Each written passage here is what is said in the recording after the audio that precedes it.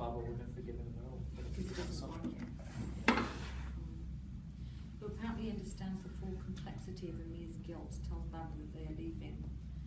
So it's almost like Ali and Hassan, like if you look into the different sects, like the Hazaras actually come from a background of really great, their genealogy is actually amazing in comparison to the Pashtun.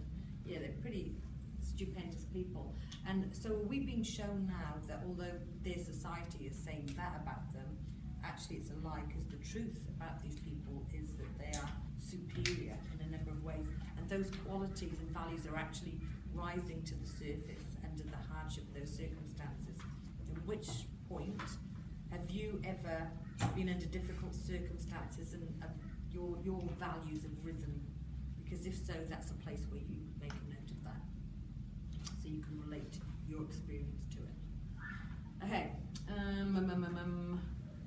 The action moves ahead to March 1981. Baba and Amir are being smuggled across the Pakistan border to in the wake of the Russian occupation of Afghanistan. On the journey, okay, that's interesting. On the journey, Baba saves a young wife from being raped by a soldier and insists that the man who was paid to get the party across the border complete his job. Okay, so there's this other rape thing about to happen, but whereas Amir wasn't able or didn't stop the rape of his friend, his father is prepared to risk his life to stop the rape of this female. And it's interesting that it's while they're on the journey, so you could associate that with the journey of life and Amir's journey of life. He was not able to stop this thing, and this journey is almost again a symbol or a metaphor in itself of Amir's life journey. And he's been shown by his father maybe how he should have behaved in an honourable way, but he didn't. But having said that, this is also a man who had sex with Ali's wife and had two sons to two different women. So, you know, I think because he said like theft is the biggest crime, and you can't like steal from others. That's your right. son's life, and he just went back on his own. He did, and why? Because he was withholding the truth too, so that was also like a lie. So that was theft. So this man's a paradox. He's saying one thing and doing another, but at the same time he's also doing something honourable. But so Baba is a real paradox. Baba and Amir seem pretty much identical because their guilt their whole life is based on the guilt. What they do is based. Very good. And are we driven by our guilt? Make it into me. Baba was quite accomplished even before that, though, before he had his Yeah, guilt. that's true. Yeah, but then he made an orphanage, which got wrong. I think that was just more to like ease and good. Yeah, it was. Yeah, It was. Like he did all these great things because he knew he was just not a very nice person. So he tried to, which is what Amir was trying to do. You know, like he was, yeah. And he was trying to write his story, wasn't he? He's trying to get it out of him, and by writing, that can do that. In which case, there's that link to the author again. Was Khaled Hosseini writing this because that was a cathartic way for him to deal with his life? And so, by extension, you know, the narrator is also, you know, the same bag. Okay. Okay. Route to now. On the journey, blah blah blah. He had been one of Seth's friends, one of the boys who held Hassan down while Seth raped him. So during the trip, one of the boys in the group dies.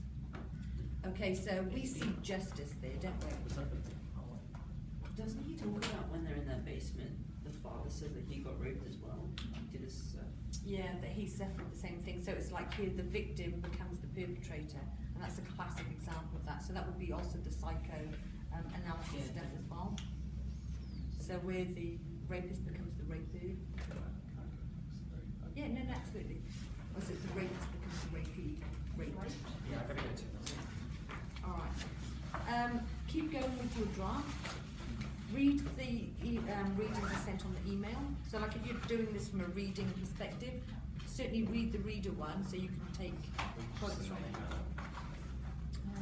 Yeah, I'll forward it to you. Okay. Thanks, guys. Right. up to now? Okay, so we see justice.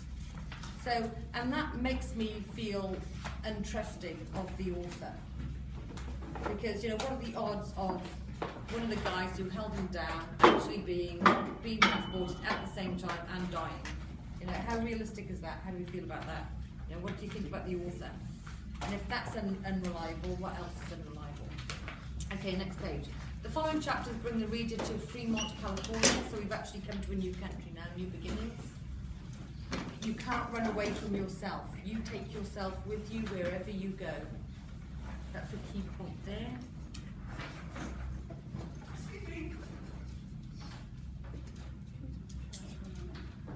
No, because I want to get through this and I don't have much time. But thanks, then. Please.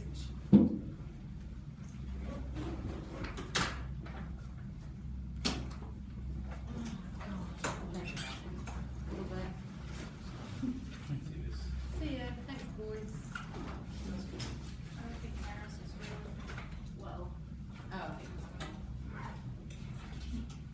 Right. Just the little run in the little piggy tails.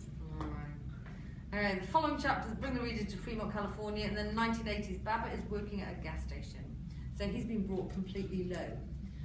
So he was brought over in a gas container, petrol container, and here he is now working at a petrol station. So, you know, there's always the link thing going on there. And Amir is a student. They go to garage sales on Saturday mornings. On Sunday, they sell their purchases for higher prices at a flea market. At the flea market, they socialise with other Afghans in similar situations. So, like people are drawn to like people. If you go to a party, do you tend to gravitate towards the people who you feel you have most in common with? Yes, you do, because human beings do that. Okay, so there's a point of reference there as well, connection there.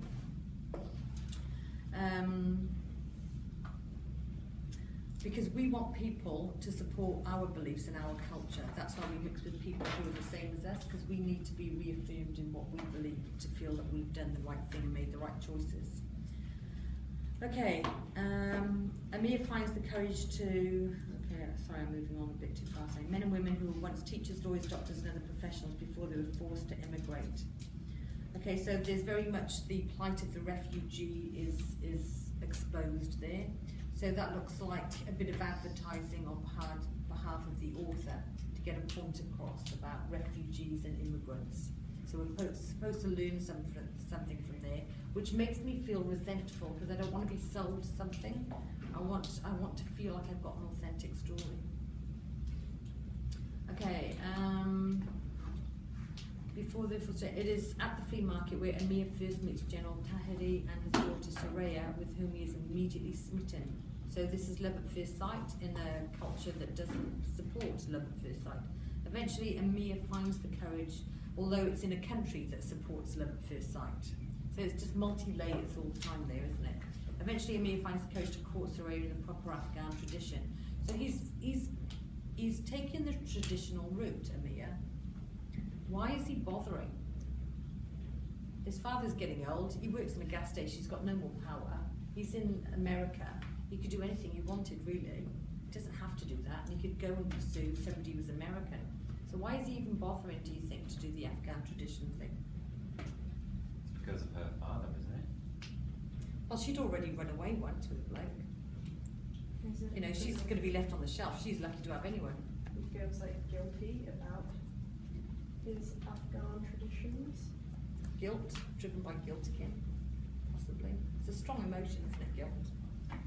Okay. Around the same time, Baba is diagnosed with lung cancer and he dies shortly after Amir and Soraya are married. Is cancer justice for Baba? I think it's interesting because it's sort of like in the way that Baba's been avoiding things in his life. He's avoided, telling his son that Hassan is his brother, and he's left Afghanistan to run away from that, and you can't avoid cancer.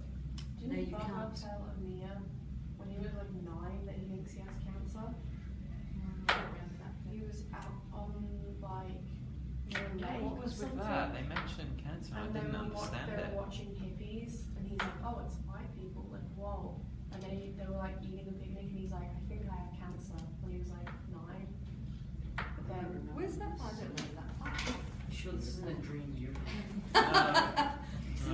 What I was going to say was, if you hold on to a lie, it festers in you like a cancer, but here we have an actual cancer. So, you know, I think that's quite a convenient aspect of the author there as well. Yeah, the scathing remarks I'm making about the author, I just want you to know that I'm doing it deliberately to look at it from a view of an author perspective, as opposed to a reader's perspective. I'm trying to evoke both. I actually think it's a very well written book. I've got nothing against the author at all. Okay. Amir and Sarai buy a home and are both successful in their careers. So now they're successful people, both of them. So suddenly the female is starting to have almost a role in this book at this point because they're in America. Amir has become a published author and Sarai is a teacher. So the one is telling the story and another one is maybe teaching. You can read into that what you want. They find that they are unable to have children and consider adoption. So is that justice? Is that punishment? He can't have children. And she can't have children. So... I don't think so, because I see no correlation between not being able to have a child and what he's done in his life. I see no correlation. he saw a young boy get raped. I know, but I think it's very good, but... And was prepared to see a woman get raped who had a baby. One of these, but one is mental and one is medical. I don't see any connection between them. Okay, so maybe not Yeah. something that you drew reference to. Cool. Yeah. Or maybe the fact that why would the author even decide to do that? Yeah. What good does that do? Just makes them look like a more miserable couple than they already are. I suppose it gives reason for him to adopt, what's his name? I've forgotten his name already. So, yeah. Which adds to the weakness of the protagonist, because he had to be bereft of any children to even consider stepping up and adopting Yeah. Sans son. It was awful, wasn't it? I just grab her stuff, she's gonna go if she doesn't feel well. Okay. And you can also sort of see it from a feminist point of view that, what's her name? So, Soraya can't have children, and that sort of considered the one main female role, and they're taking that away and letting her. have a Excellent. child. I love that. Yeah. That's a lovely point to make. Yeah. So the one thing she had to do as a female, she wasn't able to do because she's a loser. Okay. And even being in the free world of America, couldn't do that. Couldn't fix that. Okay. Okay. So worse than that. Okay. Hassan eventually, blah blah blah. Now we're up to. They find their own structure, but they encounter disapproval from the general. After 10 years of marriage, after 10 years, so you know, there's time spans again. The time thing here seems to be quite significant throughout the book. You know, the time-space things between things happening. It says, you know, there's that saying, time heals all wounds. Do you believe that? If not, so why? And how does it apply to It this? says at the start of the book, I've learned what they say about the past is wrong, the past can pull its way back up. I've been staring into that alley for the last 26 years of my life. Brilliant. That's a great, I think that's fantastic. I've read it a lot. You're quite awesome. Okay. The quote is from Baba's friend, Rahim Khan, who asked me to visit Pakistan. It says there is a way to be good again.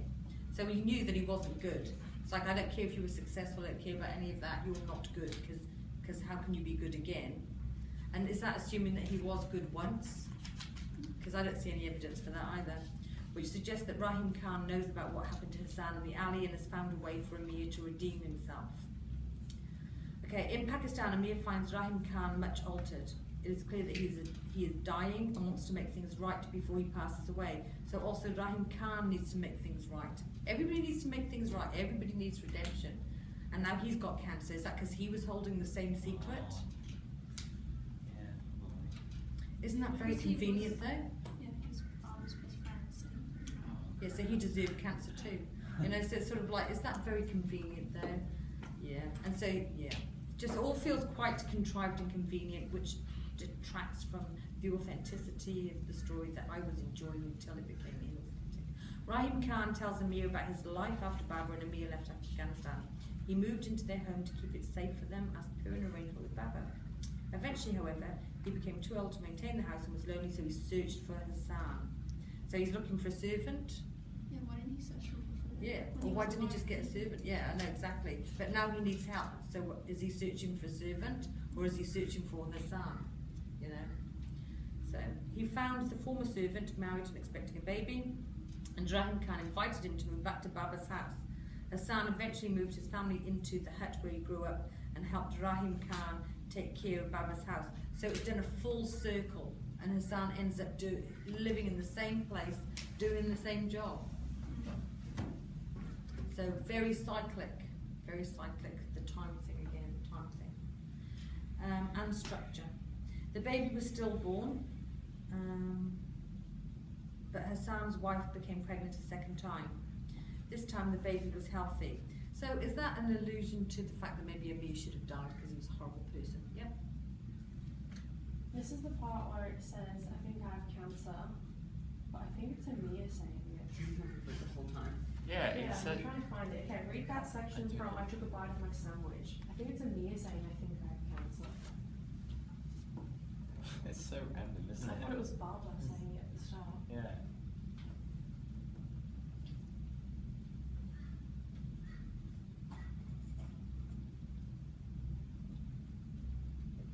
Okay. I don't get that part. Didn't know what the relevance of that part was.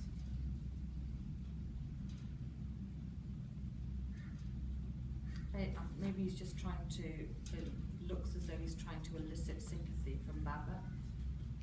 Like in the... Is that the part where he's at the lake, like talking to him, and he's not really listening to him?